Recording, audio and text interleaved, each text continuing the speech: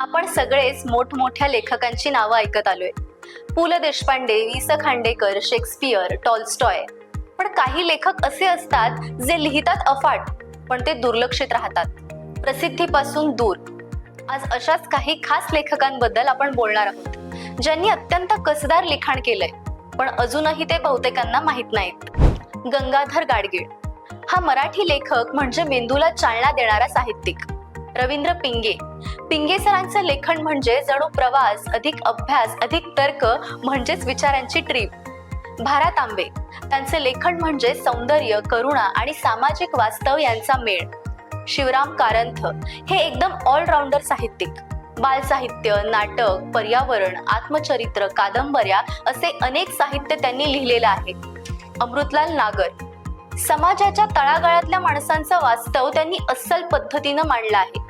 Anna कमेन्स्का, Anna कमेन्स्का ही एक Polish कवयित्री आहे. तिचं लेखन म्हणजे थेट अंतर्मनाचा आवाज. सुदीप्त चॅटर्जी यांचं लिखाण बंगाली भाषेच्या पलीकडे फारसं पोचलेलं नाही, पण तुमच्या वाचन यादीत असायलाच हवं. ती सच्चिदानंदन, ते आनंद या टोपण नावाने लिखाण करत असत. धर्म, समाज, राजकारण यावर थेट लिहिणारा आणि आपल्याला अस्वस्थ करणारा मल्याळम लेखक. हे असे लेखक शोधायचे कसे? राज्य सरकारच्या साहित्य अकादमी पुरस्कारांवर नजर ठेवा. मनोहर, किर्लोस्कर, अंतर्नाद यांसारखी जुनी मासिकं चाळा. ग्रंथालय, वाचनकट्टे, स्थानिक साहित्य संमेलने इथेच हे खरे मोती सापडतात. ग्रामीण मराठी साहित्य, दलित साहित्य तसेच विज्ञान व तंत्रज्ञान या क्षेत्रातही अनेक वंचित लेखक आहेत. याविषयी आपण पुढच्या व्हिडिओमध्ये चर्चा करणार आहोत.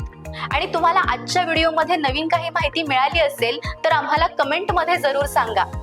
लाईक करा, शेअर करा आणि सबस्क्राईब करायला विसरू नका. पुन्हा भेटू नव्या विषयासह, आणि तोवर पाहत रहा खरं काय.